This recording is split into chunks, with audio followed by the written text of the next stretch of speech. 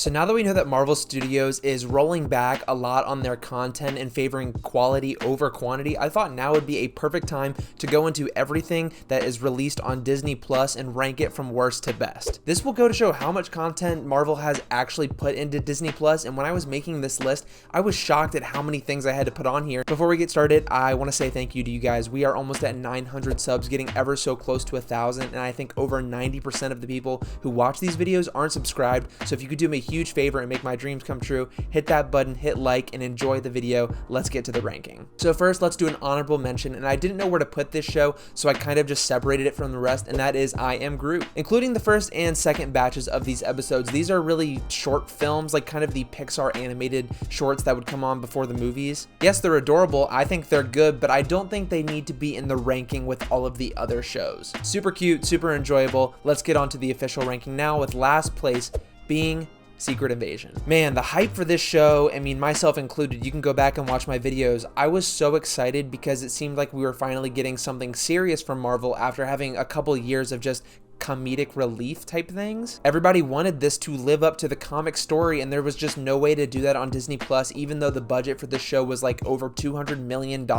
And for what we got, it's just a nightmare. I'm going to try and be constructive talking about this show, but there was just so much that they missed on. And I hate to even compare it to Madam Web, but it's just like, why did they do this? How did this get approved? One of the biggest events in Marvel Comics is the Secret Invasion, where the Skrulls take over the powers of the superheroes and you don't know who's who. So you would think Marvel wants to have this as a huge event, but they just chalk it down to a Disney Plus show where one Avenger shows up and that Avenger doesn't even have powers. There were some good moments for sure, but everything in terms of villains were super one-dimensional. We have Rhodey, who we still have no idea how long he's been a Skrull for, and it didn't feel earned, and it felt very obvious. Even from the first trailer, we could speculate that he was possibly a Skrull, and wow, he turned out to be one. And I also want to say, none of my issues with this show, similar to Madam Web actually, have to do with the actors or the performances. Emilia Clarke did great as Gaia and was my favorite part of the show, but in the last episode she becomes a godlike character who harnesses the power of every single Avenger and now is basically untouchable. We thought she was going to pop up in the Marvels because the Skrulls are in the Marvels,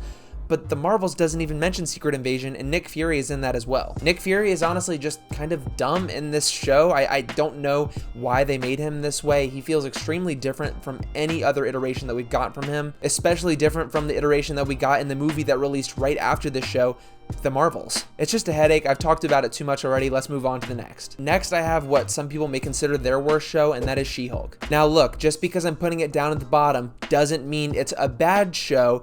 It's just not for my audience. I can separate the difference between a bad show and a show that's not made for me. For what this show is, yeah, it completed its goal. And I did find myself laughing hysterically at a couple moments, but I can totally understand why people aren't a big fan of this show. My wife, Madison, actually despises this show. She always says like She-Hulk put the most sour taste in her mouth, and every time she even sees the show on Disney Plus when we're scrolling, she just goes, ugh. Which I feel like that show was kind of made for her demographic, and it just missed the mark on that and a couple other things. Again, similar to Secret Invasion, I think that She-Hulk herself was awesome with Tatiana Maslany playing this character. She embodies this character perfectly, and I am excited to see her in the future if we see her anytime soon, but it's just the story elements and the narrative that they were trying to push with this show in terms of it trying to be a comedy, trying to be a lawyer show, sprinkling some action, and of course we have the Daredevil episode, which is super nice and was, in my opinion, the best episode, not just because of Daredevil, but because we actually got some interesting character dynamics. But it felt like very serialized TV, and maybe that's what it was going for. It just wasn't for me 100%. Up next, we have the 2 seasons of What If, and the first one I'm going to talk about, and my least favorite of the 2, is What If Season 2. Not a bad season, I just feel like it had a little bit less connective tissue than the first one did. However, I love the addition of Kahori, a brand new character for the Marvel Universe. I think she's sick. I just feel like the What If scenarios weren't as interesting as they potentially could have been. And with that, let's lead into What If Season 1. I just forgot to turn on the TV, give me a second. I swear I don't do that on purpose, I just always seem to do it. But yeah, What If Season 1, I actually liked a lot more than some people did. I thought the concepts were great, and especially the last 2 or 3 episodes with the Ultimate Ultron and Doctor Strange, I thought those were great. Sure, there were some filler episodes, but I feel like there was more filler in Season 2 than Season 1. Up next, and 5th from the bottom, we have Hawkeye. This show was just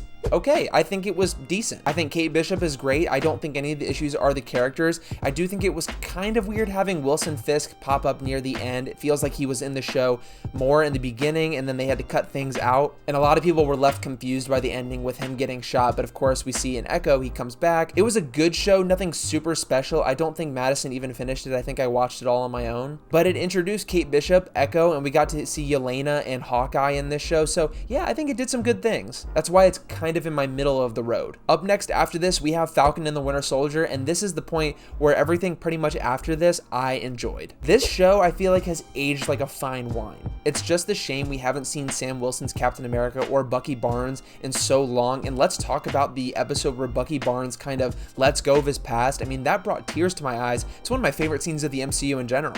And I thought that John Walker's storyline was interesting. I'm really excited to see Isaiah Bradley potentially return in the future with John Walker, with Captain America, and how it leads into Brave New World with potentially Red Hulk. I think the main issue with this show is the Flag Smashers being a one-dimensional villain, and I'm pretty sure that's the main reason why this series is kind of forgettable for some people. But overall, I enjoyed it, and I will probably rewatch this pretty soon. Up next, we have our latest Marvel show, and that's Echo. This show really surprised me. It was very short, but very sweet. We get reintroduced into the Marvel street level with Kingpin, with Ekko, and Daredevil pops up. And while there were some story bits that didn't really click for me, especially in the very end of the show, you can watch my review on it. I enjoyed things up to a point. It was almost perfect. I do think the family dynamics and everything surrounding Ekko as a character were spot on and done greatly. Up next is Miss Marvel, and let me just tell you, Iman Vellani is the most perfect casting the MCU has had in a long time. I actually really enjoyed this show, and it felt like actual TV. The characters are so likable and it translates well into the Marvel's movie. The story was a little bit weak in my opinion, but I think Iman Vellani as Miss Marvel is so popular, not among just fans, but just everyone who has seen her perform as this character has said great things about her, and she continues to perform extremely well in all of the projects she's involved in. It's just so great having her in the MCU. Her show's good, and I definitely think she deserves a season 2. Now up next I have the Guardians of the Galaxy Holiday Special. I just remember this coming out before Guardians 3 and just being a good time and kind of setting us up for the tearjerker that was Guardians of the Galaxy Volume 3. Very short, very funny, very heartfelt. I mean, that's just everything you want in a Guardians of the Galaxy thing. So I think it deserves its spot near the mid to high tier. Now this one may come as a shocker to a couple people, but up next I have Moonlight. I really seem to enjoy this show a lot more than some people did, and I guarantee you if you rewatch it now that all the episodes are out and you can binge it, you'll appreciate it a lot more. We've got great performances from Oscar Isaac, Ethan Hawke, and we get introduced to the Scarlet Scarab, an original character from Marvel Studios. The timey-wimey dream sequence stuff was great, and I think the only thing that could make this show better, and what a lot of people seem to be complaining about,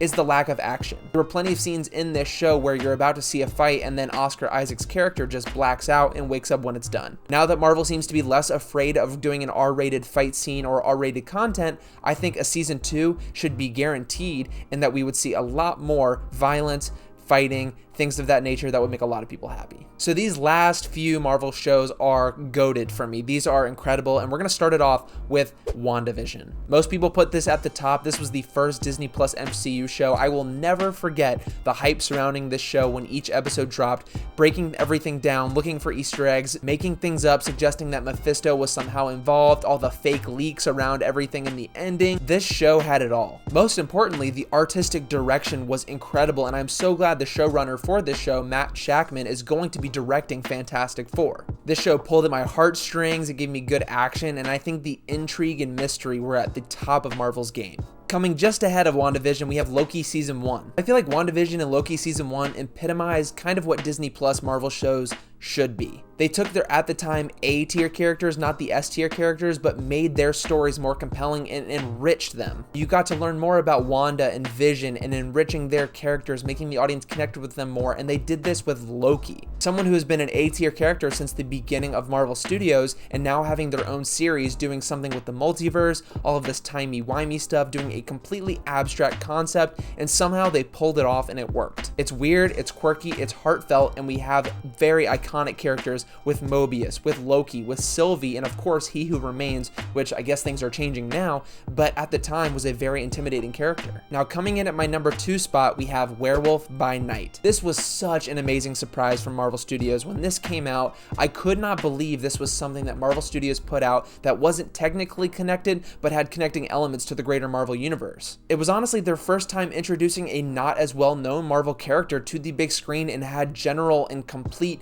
positivity surrounding it. The art style, the direction that it took, the short film nature of it. It was just perfect. It was Marvel's first horror-esque thing, and I think they just completely knocked it out of the park. I haven't seen the colorized version of it. I only watched the black and white original, which I think is the correct way to watch it if you just ask for my snobby opinion. But I definitely will watch the colored version, and I'm excited to see the return of Werewolf by Night and Elsa Bloodstone potentially in Deadpool and Wolverine, or maybe even Secret Wars. There's also rumors that a Midnight Suns project is coming out, and I would love to see that. Now coming in at number 1, as to no surprise, this is Loki Season 2. What a phenomenal follow-up to Season 1, a rare time where the sequel is better than the original. Everything from the characters, the story, and the honestly greatest finale that Marvel has ever put out. We get to self-reflect on Loki as a character and how much he's grown over these years, while simultaneously setting up Marvel's big bad, which I guess isn't the big bad potentially anymore, but talks about the future of the Marvel universe and how important Loki is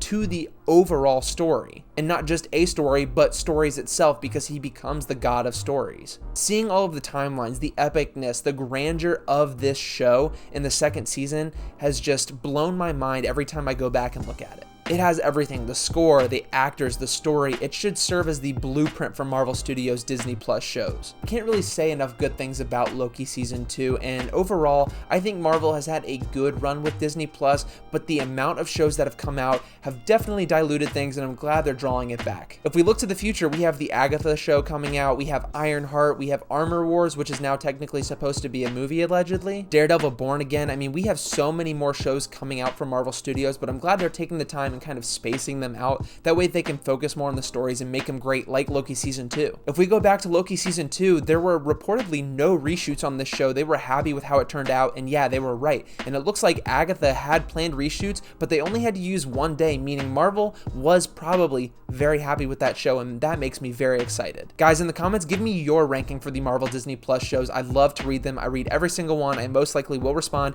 if it's positive. And again, thank you so much just for watching this video. It means a lot to me. This community is just so cool, and we're talking about things we love, and we're only going to continue to grow. I just can't wait for the future. Guys, thank you so much, and I will see you very soon.